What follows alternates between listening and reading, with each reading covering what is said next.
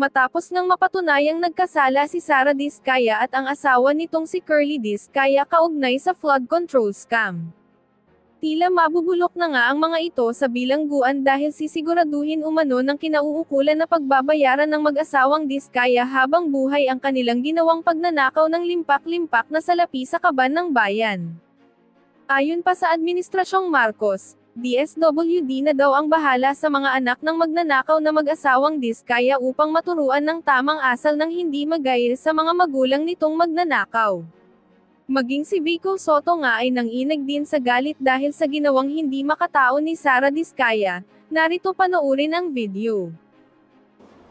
Lilinawin lang po namin dito, hindi po ito investigasyon tungkol mismo kay Yusek Cabral. In other words, we are not going to look into the criminal liability of the former Yusek, the late Yusek Cabral, dahil nga po death extinguishes criminal liability.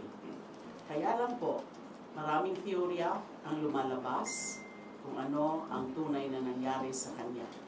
What exactly is the cause of her death? May nagsasabi ito ay suicide.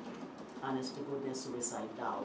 May nagsasabi na ito ay parang staged suicide, stage death. May nagsasabi ito ay aksidente. May nagsasabi na ito ay foul play. At hindi ko kasi maganda yung meron kaagad parang pronouncement ang DILG na no, there's no indication daw of foul play. Napakaaga po yung ganyang conclusion na wala daw pong foul play. Lahat po yan ng mga theory na yan, it has something to do, it centers or it surrounds yung pinaka-key role ni Yusek Cabral dito sa usapin ng infra flood control project scandal. Kaya ito ay special na kaso na kailangan, this goes beyond also knowing exactly how and why she was killed. First, syempre yun ang pinakaunang alamin. Ano talaga ang tunay na nangyari sa kanya? What is the real cause of her death? Pangalawa, sino ang nakinabang o makikinabang doon sa kanyang pagkamatay? At ano yung mga naging kakulangan ng mga proper investigative bodies, investigative authorities, oversight bodies, doon sa, kasi nga, siya ang isa sa mga central or key figures, and yet, hindi man lang sinecure muna yung kanyang mga dokumento, yung kanyang mga assets, yung sinis, wala seizure of her assets, nakakapag-withdraw pa daw. Bakit hindi ka agad ginawa ng proper authorities na i-seize, i-forfeit yung kanyang mga assets? At hindi siya sinecure bilang material figure in all of this na marami siyang nalalaman. Isa siya sa pinakamarami ang nalalaman. So maraming nagkulang dito. Kailangan masilip yan. Kasi sa usapin ng korupsyon, maraming players dyan. And syempre yung sa pamilya rin. Kasi the family inherits property, but the family does not inherit immunity.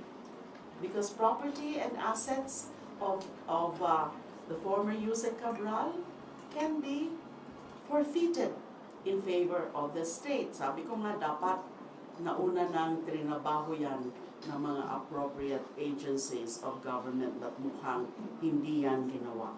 So maraming anggulo na dapat silipin at hindi pwede po na ipaubaya lang sa mga normal or usual investigative bodies natin. That's why our group, and this is the initiative of Congressman Egay Erice, itong grupo po ng lawmakers decided to file this resolution. Maraming salamat po.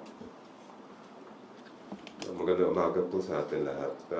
Sa mga nangyari mga investigasyon, lumalabas na malalim ang kaalaman ni former Yusek Cabral tungkol sa mga anomalya sa mga infra and flood control projects. Hindi lang niya alam yung mga kontratista at iba pang mga proponent at mga konektado sa mga proyekto, mukhang pati yung mga sinasabi natin na nasa likod nitong mga anomalya. Sana wag natin hayaan na kasamang mailibing ang itong kaalaman sa kanya pagkalibing din.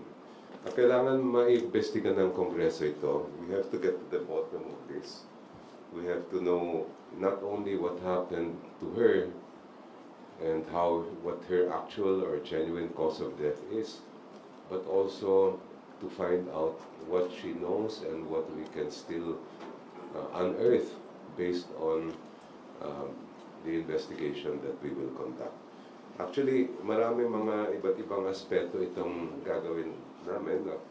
Unang-una, aside from the knowledge about the flood control projects themselves, mukhang hindi mabilis ang naging aksyon ng ating pamahalaan. Nabanggit na ni Kong De Lima to at ni Kong Egay tungkol sa mga assets niya, tungkol sa mga iba't ibang mga hawak niyang ebidensya. At hindi lang yon, pati yung pag-imbestiga mismo sa kanyang pagkamatay. So these are things that we are looking into. Aside from the earlier things mentioned, we are also looking into the possibility of isang panawagan namin matagal na magkaroon tayo ng death investigation at autopsy. Maraming salamat.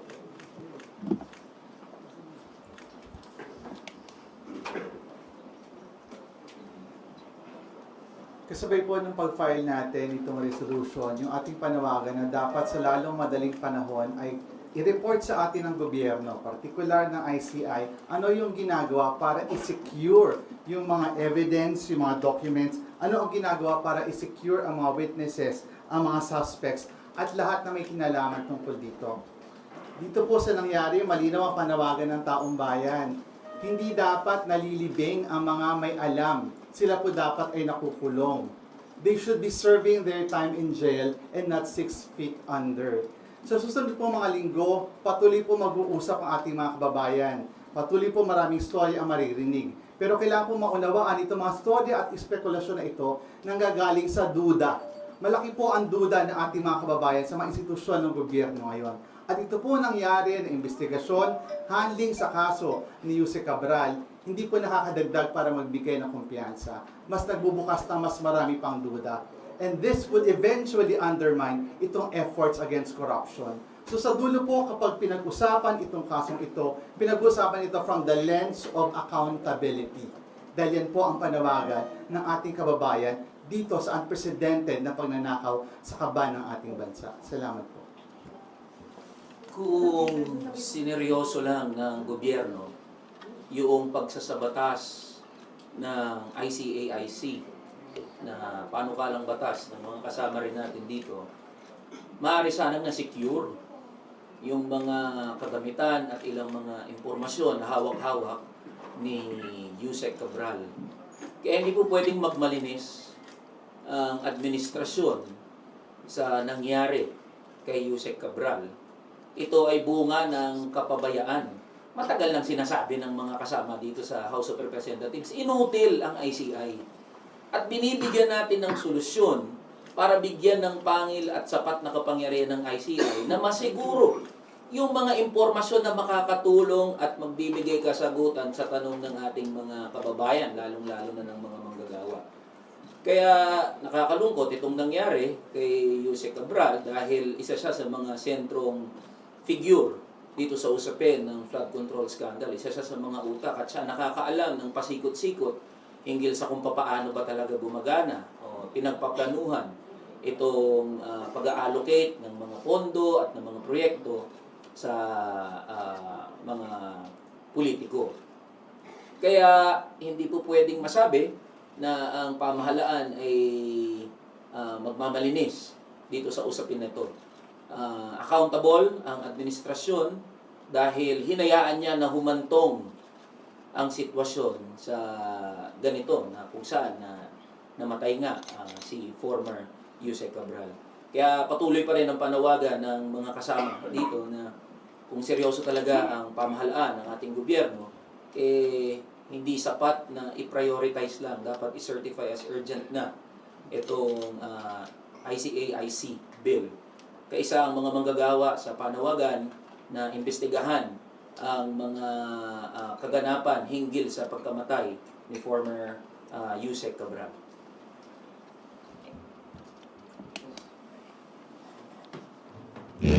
Una po sa lahat, nais ko pong pasalamatan si Congressman Egay Erice at sa lahat ng mga co-authors ng resolution na ito na sana magbibigay ng malaking tulong sa ongoing DPWH investigations.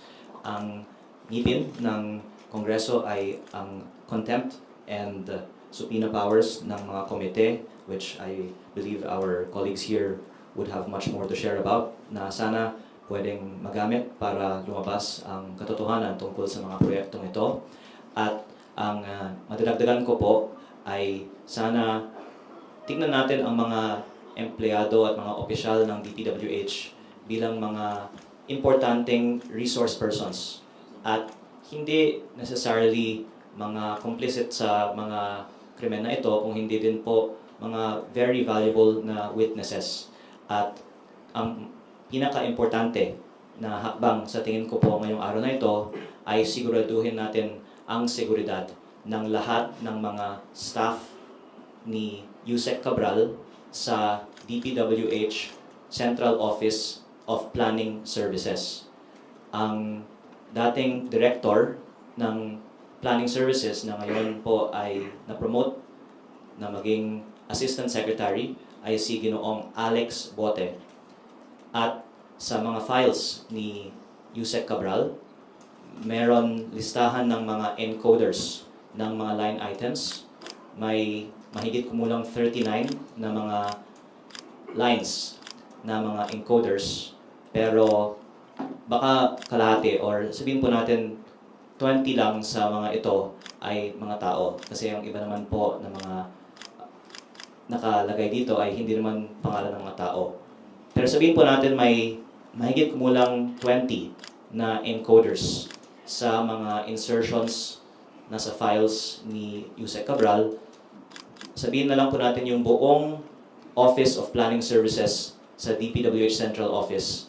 Sana siguraduhin natin ang kanilang seguridad dahil I'm sure our colleagues here can also add may ilan ng iba pang mga opisyal ng DPWH na pumanaw sa nakaraang mga buwan at wala pong dahilan na dahil sa kahalagaan nito na hindi natin ma-ensure na wala ng opisyal ng DPWH na mamamatay sa mysterious circumstances pagkatapos po nito.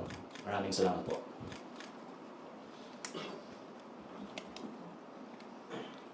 May mga tanong po ba? Hi, good morning po. Mela po, PTV. Kay Kong Leviste lang po. Nagkaroon na po ba kayo ng any communication kay Secretary Vince Dizon? And ano po yung sinabi niya tungkol sa files nga ni Yusek Cabral? Nagkaroon po ba siya ng go signal? And just to be clear, bakit po ba kailangan ng permission to sa publiko po yung mga dokumento? Tulad po ng nabanggit ko, ang files na ito ay ibinigay sa akin pagkatapos tumawag si Secretary Vince at tinawagan din siya ni Yusek Cabral noong September 4. At unang-una, normally pag may tao na magbigay sa iyo ng files, courtesy lang na bago isapubliko ito, ibigay sa kanya ang pagkakataon na siya ang sa publiko nito. Lalong-lalo na po dahil maganda kung ang DPWH ang magpaliwanag at magbigay ng konteksto at kumpletong datos sa mga files na ito. At dumadaan din naman po tayo sa proseso, kaya ako po ay nagpapasalamat muli kay Congressman Erice at sa lahat ng mga co-authors nitong resolution dahil I think it's time na buksan ng Kongreso ang investigation into the files of the DPWH Planning Services Office. Meron lang po akong idadagdag tungkol dyan.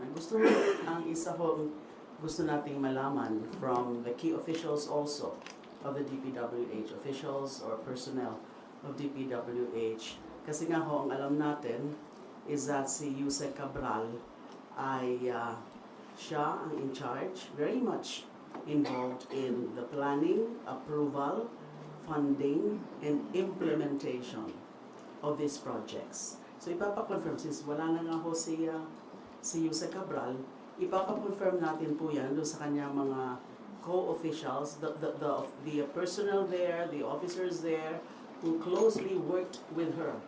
What exactly yung mga talagang pinaka-role ni Yuse Cabral doon sa DPWH, at sila rin, at sino-sino yung mga kumakausap kay Yuse Cabral na mga kontraktor at mga iba pa na mga other characters or other personalities within the executive department also, and other public officials dyan sa various phases of this infrastructure projects, sa planning, sa approval, sa funding, and sa implementation that can shed further light dyan sa usapin ng corruption. Dahil nga, dami nga talagang alam ni Yuse Cabral.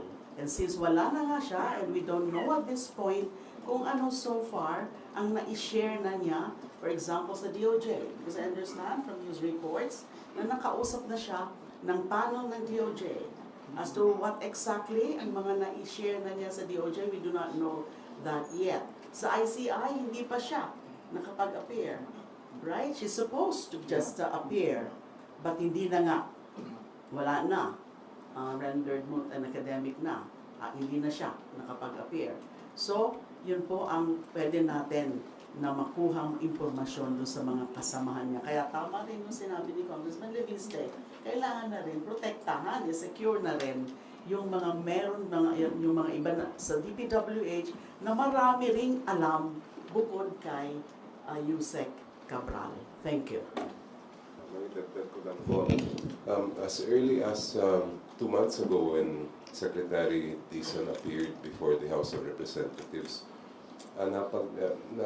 nabanggit ko na sa kanya na dapat siya ay ma-preserve lahat ng mga electronic gadgets ng lahat ng officials ng DPWH, pati yung kumuha na rin sila ng cyber warrants.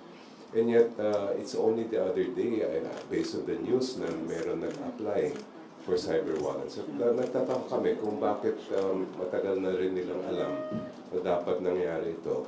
Pero nung isang araw lang nila ginawa, at only after the death of the Secretary Cabral.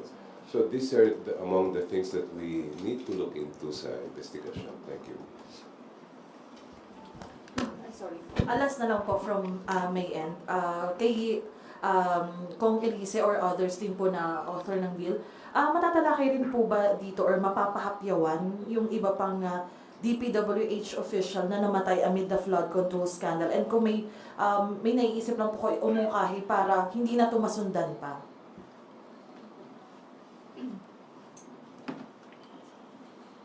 Yes. I think hindi maiiwasan na makakover din yung mga similar cases of violence or deaths under suspicious circumstances ng other officers. Dahil nga, bakit mga nangyayari yun sa gitna ng mga investigasyon na ito? Tsaka part of the is that isa sa mga, dito po sa resolution, makikita nyo mamaya pag made available na after the official filing of the resolution, is to look into the first apparent among the items that have to be covered in the investigation, the apparent inaction or insufficient action of government investigative, auditing, and oversight bodies in obtaining material information or evidence from the former Undersecretary, as well as the seeming failure to extend necessary government protection to Undersecretary Cabral despite her purported extensive material knowledge, and the adequacy of existing laws, rules, and institutional mechanisms to guarantee transparency and accountability in government infrastructures projects, and necessary measures to ensure adequate protection to individuals with material information on irregularities in planning, approval, funding, and implementation of infrastructure projects. Dapat to may mga mekanismo para na protektahan yung mga may alam sa mga ganito na mga malakihang mga proyekto. So hindi maiiwasan na talakay yung mga previous cases of deaths or harassments against DPWH officials, because we're dealing here with syndicates. These are criminal syndicates actually. Then we're talking here about billions of pesos. We would like to also know how she operates as the Undersecretary of Planning. Kung sino yung mga kausap niya na mga opisyal ng DPWH, kung sino yung kausap niya sa DBM at iba pa ahensya ng gobyerno, at kung sino yung kausap niya ng mga contractors. So, mas maganda po kung malalim na may imbestigahan ito. Mahalaga po na magkaroon ng kalinawan nito sa mga panahon na ito. Dahil nakita natin na parang inutil na yung ICI. Especially with Yusek Babes na wala na ron, na siya ang nakakaalam ng operations ng DPWH. At nakita din natin na yung mga pangako ng mga investigative bodies hindi naman natutupad. At nakita natin na maging ang Blue Ribbon Committee ng Senado ay tumahimik na rin. At mukhang hindi na sinusundan ni Senator Ping Lacson yung kanyang mga binubulgar. For example, sinabi niya na wala namang kinalaman ng presidente dito, sila sa ES Bersamin lang, Adrian Bersamin, Secretary Pangandaman, pero mukhang hindi niya na sinusundan. Hindi ko alam kung kaya kinakailangan siguro na para magpatuloy yung investigasyon, para malaman natin ang katotohanan, para maiwasan natin yung pagkamatay ng mas marami, paglipad sa ibang bansa ng maraming involved, at maiwasan na maulit itong ganitong uri ng pinakamalaking korupsyon. Kailangan po talaga na ang Kongreso ay mag-imbestiga na rin ang mababang kapulungan. Salamat po. Pwede po ako magdagdag. Maganda na nabanggit din ni Congressman Erice ang DBM dahil kung may Cabral list mula sa DPWH, meron din DBM list na nagsisirculate din ngayon. Hindi po DBM ang nagbigay sa akin, pero may ibang nagbigay sa akin naman ng mga BICAM insertions sa 2025 budget. At ang iba din ay meron nito. At kung may call tayo to secure the officials of the planning services of DPWH, dapat isama na rin natin ang seguridad ng mga taga-DBM. At pangalawa po, ang nabanggit ni Congressman Erice na very important investigations ng mga committee sa House ay sana pwedeng ipagpatuloy.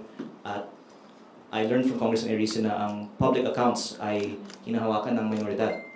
At sa tingin ko, maganda kung yung mga proposal ni Congressman Erice ay sundan ng House at ng Committee on Public Accounts.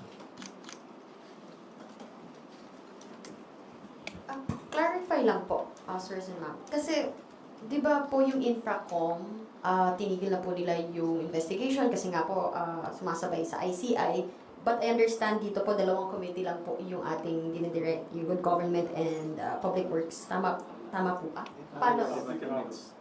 Yeah. So, tatlo. So, Infracom, nakalagay po kasi Committee on Good Government and Public Accountability, joint with the Committee on Public Works and Highways. Dalawa lang po. So, tama po ito na hindi po Infracom, kumbaga ang gagawa nitong investigation. Yes, ma'am. Yes. Sa ngayon, kasi yung ano nga doon is nakasentro doon sa kung ano yung mga posibleng alam na the late Yusek Cabral. Diba? Yung pagkamatay, basic yung pinakauna, ano yung mga circumstances, ano yung cause, bakit namatay, paano namatay, suicide ba, o aksidente ba, o foul play. Lalo na kapag may mga indikasyon na foul play, kailangan talaga ay masusi na pag-imbestigahan. Tapos ano talaga yung mga alam niya? Sino-sino mga personalidad ang mga may connection siya. Diba? And then syempre yung pagbabalik din ng mga assets. Kasi nga, since hindi ka agad mga hindi ka agad forfeit yung mga assets din ni Yusek Cabral.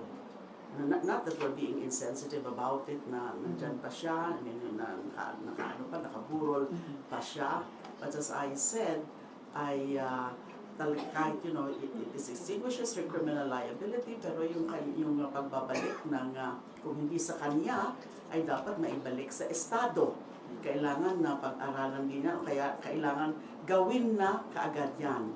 And more importantly, kung ano ang mga nandyan pa sa kanya, nandyan sa bahay niya, nandyan sa possession ng pamilya niya, nandyan sa opisina niya, na makakatulong dyan sa investigasyon. We're not just talking here about, kasi yung tungkol nga sa yung mga involvement ng mga members of Congress, ng mga senador, and then yung mga members of the House na being investigated by Ombudsman and also by the ICI is ongoing. So ito, kung magiging collateral yung magiging findings dito about certain members of the of Congress, then wala tayong magagawa kung meron mga lalabas dyan. Pero the focus here is about what's happening sa DPWH dun sa naging role ni Yusek Cabral sa usapin na ito, na sentro siya, isa siya sa napaka-central figure, key figure, na yun ang tutok natin. So hindi pa ito yung, kasi yung infra na yun, the Infracom is actually, yung proceedings niya is suspended at the moment to give way, supposedly. But kagaya nga nung sinabi ni Congressman Elijah kanina, na isa pa nga sa dito nakaka-frustrate is bakit nga hindi nila tinutuloy pa yung ICAIC. Na sana nga, na ito, nasa-secure na lahat ito. Tsaka yung contempt powers.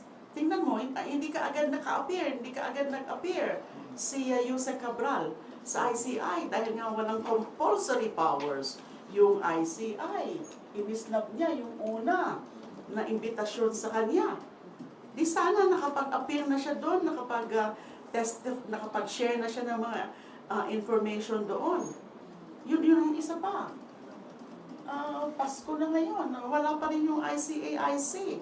If only that was worked on already, as early as 2 weeks ago, dapat meron na. Napirmahan na siguro yung batas na yun. Yes. Kung pinrioritize lang po ng Malacanang at sinertify as urgent ang ICAIC, we will not be in this situation now. Kaya po, dito sa nangyaring ito, talagang malaki din po ang kasalanan talaga ng Malacanang sa failure ng pag-secure dito mahalagang impormasyon para buuin yung katotohanan sa likod ng flood control scam. At isa pa pong motivation natin for this resolution ay para tiyakin na hindi po merry ang Christmas ng mga involved sa flood control scam. Kung pakiramdam po nila at paniniwala nila because of the passing of Yusek Cabral ay safe na sila, far from it. There are other ways of getting the information and the truth that is out there. And with this resolution, and hopefully, the soonest time matuloy yung ating investigasyon, tatahiin natin ito, mga impormasyong ito, para kahit wala si Yusek Cabral, nandyan at makukuha natin yung buong kwento dito sa likod ng korupsyon. Kaya they are far from safe at hindi pa rin po dapat merry ang kanilang Christmas. Sir, ma'am, ilang beses ko rin po narinig na naging makupad, kumbaga, yung government, yung otoridad, even Malacanang for passing the ICAIC. Tapos, I also heard si Kong De Lima, you also mentioned na bakit nirule out agad na there's no indication of foul play, napakaaga ng conclusion na may foul play. What do you think of this, ma'am? Meron po kayang tangka na maybe may pinagtatakpan? Mahirap ako kasi magsabi ng ganyan, make any such conclusion. Precisely every conclusion now is premature. And that is why naisip namin ito, na magkaroon ng ganitong investigasyon. It's basically in aid of legislation, pero let's uncover the truth about the death of Yusek Cabral, kasi it will open a can of worms. Alam niyo na, kasi central figure. May I also correct myself? I think nakapag-appear na ata si Yusek Cabral, first time sa ICI noong September 24, isang beses pa lang. And supposedly magkakaroon siya ng second appearance. So dapat siguro ma-share din ng ICI kung ano na pag-usapan dun sa first hearing with Yusek Cabral. Isa yan sa dapat din malaman sa hearing dito sa House of Representatives. Ano so far ang na-share na ni Yusek Cabral? Iba po yung mandato ng PNP, ng DOJ, iba yung mandato sa mandato ng Kongreso sa pag-iimbestiga. Mahalaga dito po sa Kongreso, hindi tahimik, transparent. Mas delikado po kung tahimik. Diyan napapasok yung mga cover-ups, diyan napapasok yung pag-aareglo, at magiging delikado po yung buhay ng mga na-involve dito sa, lalo na po yung mga maliliit na empleyado ng gobyerno na involved dito sa flood control mess. Sir, sorry. Sir, Sa kayo ay... Sige ka na. Sir, kay Kong Leviste lang, sir. Regarding po dun sa sinasabing listahan na galing kay Yusek Cabral, kasi po, did you accuse Congressman Terry Ridon of having insertions in the 2025 budget? Kasi po may statement po siya ngayon lang po while nang briefing. Sabi niya impossible na magkaroon siya ng insertion sa 2025 dahil kakabalik niya lang po sa Kongreso ngayong Para 28 Congress. malinaw po, ang Bicol Saro Party List po yung nasa 19th Congress. At it's not really an accusation kasi aminin na lang natin lahat ng congressman may submission sa DPWH budget, hindi sa House necessarily, pati sa NEP. At ito po ay hindi inaamin ng DPWH, pero pwede ba aminin ng lahat ng mga congressman, meron tayong sinasubmit sa NEP. At ang mga files na yon ay nasa opisina ni Yusek Cabral. At sinasabi nga ni Congressman Toby Chanco, yung district congressman, alam natin anong mga project niya kasi nasa distrito niya. Yung party list, hindi natin alam. Pero to respond to the particular case that you just mentioned, sa listahan po na meron ako mula kay Yusek Cabral, nandun po ang 150 million pesos road projects ng Bicol Saro sa Pamplona at Pasacao, Camsur. Yun po ay isang halimbawa po lamang. Sir, just to follow up po, pero does it mean na irregular ba siya kaagad yung ganong proposal? Or part of the regular scheme or regular process of budgeting and proposals? Well, yung maaari ko lang sabihin is hindi inaamin ng DPWH na ang mga congressman ay hinihingan at nagbibigay ng 150M kada congressman sa National Expenditure Program. At muli, pwede niyong tanungin kahit sinong congressman. Lahat po kami ay hinihingan ng submission para sa aming mga distrito o party list allocation. Pero officially po, kahit sa 2026 budget hearings, sa NEP, sinasabi nila agency submission yung NEP. Sa 2026 budget hearings po, may isang member of the minority na nagtanong kung ang NEP ay may insertions ba ng congressman, at ang sinagot ng DPWH ay wala dahil ang NEP ay dapat galing sa agency. But insertions are po, hindi naman po yun yung proposals. Kasi po, I think it's just normal, regular lang po. And you're just doing your job as House lawmakers to propose. I don't think it's insertions po ang tawag doon. Dalawa pang Excuse me, siguro hindi naman yung issue ngayon dito yung mga insertions at yung process of allocating funds on per district level. So, siguro non-issue yan dito. Non-issue ngayon. Magugulo lang tayo pagka pinag-usapan natin yung mga insertions, diversions. Dahil maraming maraming process na sa budget preparation pa lang nakikialam naman. For example, sa budget preparation sa sa local districts, nakikialam talaga ako. Kasi gusto ko yung mga proyekto ron tama. Kung pwede kong duktungan lang, sir, sa topic on the files of Yusek Cabral,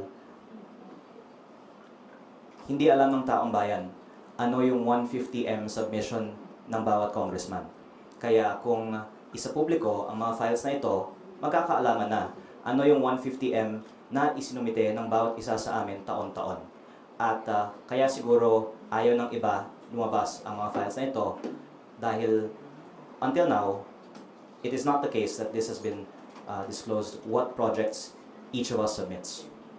Sir, sorry, pahabol lang. Actually, kaya lang po natanong yun kasi in the context of the files na hawak po ni Yusek Cabral na tinatakot po natin nung una na baka nawala at sabi po ni Kong Lian meron siyang kopya. Kaya lang po siya natanong. Sir, just to final question na lang po. Kasi baka po mali yung understanding namin at ng public regarding the process. Yung sinasabi niyo pong 150 million, iba pa po ba to dun sa pakikipag-ugnayan ng congressman, kunyari for DPWH, sa kanyang district engineer, regarding sa mga, kunyari, anong kailangan ng mga distrito, hiwalay pa po ito doon? Alam niyo yung amendments, hindi naman masama yan. Actually, kung mayroong mga emergencies, may mga pangangailangan na bigla in a particular district or a particular area or a particular agency, pwede namang magkaroon ng, kaya may period of amendments. Ang pinakamasama lang, sa tingin ko, yung nangyari ng 2025 budget sa BICAM, kung saan doon na nagkaroon ng insertions na hindi na pag-usapan, kundi ang parang nangyari, ang nag-usap-usap lang yung members of the BICAM at dinidinay pa ng chairman mismo ng Senate Committee on Finance na may participation siya dun sa mga insertions sa BICAM. So yun yung malaking problema. Pero yung amendments sa House, hindi problema, part of the process. Kaya nga may period of amendments. Di ba? Yun o, maliwanag yun. Kung Lian, you mentioned na meron po kayong kopya nung insertions during the BICAM. Will you release that po sa media? Because that's what we need. Another time. But if I could just connect to what Congressman Yes. Reyes said. Sagutin ko lang. Kung matutuloy yung investigation na ito, matutuloy yung investigation na we will call the DPWH, then maybe we can compare the list of the DPWH with the list of Congressman Libiste. Mas maliwanag. Yes. Kaya magiging mas malinaw yung magiging resulta ng investigation. Ang nababanggit na ordinary for Congressman to submit is amendment sa House. Pero ang punto ko po ay sa President's budget or agency submission pa lang, meron ng hinihingan sa bawat congressman at nagbibigay naman po ng tig 150M. At ang baka yung iba hindi hinihingan, pero marami po hinihingan. Alam naman po natin yan. At on the record, sa budget hearings, dinedenay ng DPWH na nag-submit ang mga opisyal. Kaya importante ang files ni Yusek Cabral para makita natin ano yung isinusumite ng mga congressman sa NEP. Basta ilabas natin yung mga listahan at doon natin makikita. Ang 2025 GAA is 1 trillion. Ang NEP is 721 billion. At ang punto ko po, hindi sa 300 billion addition sa House at sa Senate lang may insertion. Sa 721B, nandyan din po, makikita natin sa files yung mga insertion. For the record lang po, lahat ng mga neophyte congressman na andito sa likod po namin ay wala kaming alam dyan, hindi kami hilingan ng DPWH ng anything. I think para sa NEP, I think Congressman Leviste is referring to the previous Congress. Yes. Kailangan iklaro yan, baka masama po kami dyan. Thank you. Alam niyo, hindi naman masama yung amendments. Hindi na masama yung amendments. Siguro, for greater understanding, alam niyo, nung bagong pasok ako this Congress, tinignan ko yung NEP ng distrito ko. Nakita ko puro kalokohan. Puro kalokohan kasi hindi naman ako nag-prepare noon, hindi ako kasama ng Development Council at ng DE na nag-propose noon. At nung nakita ko, puro kalokohan, sabi ko, bakit ang karamihan flood control sa loob ng mga school campuses? Ang lalaki.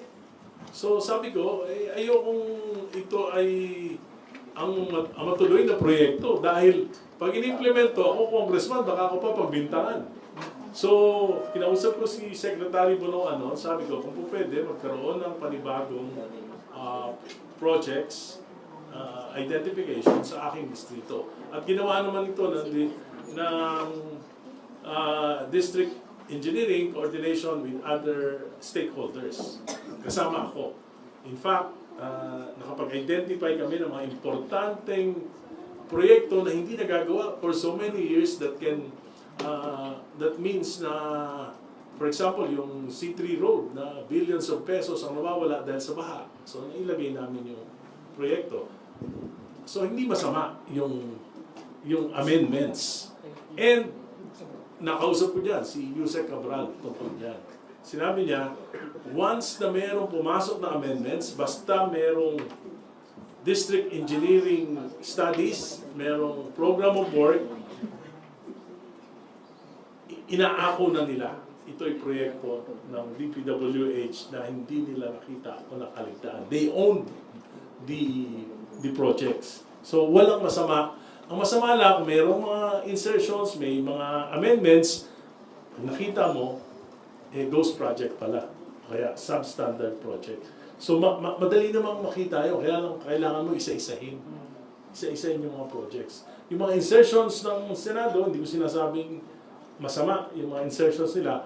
Pero, for greater understanding, siguro yung 2025, 2023 budget, lahat ng insertions, dapat isa-isahin, tingnan. Ito ba ay ghost project? Ito ba ay substandard project?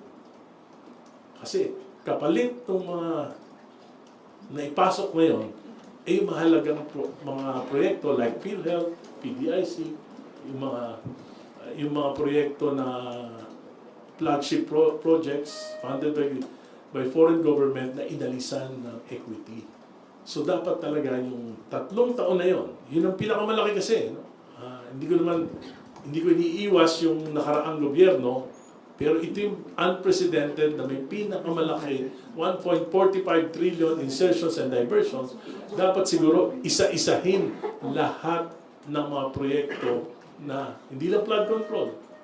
Lahat ng proyekto na napondohan due to insertions and diversions.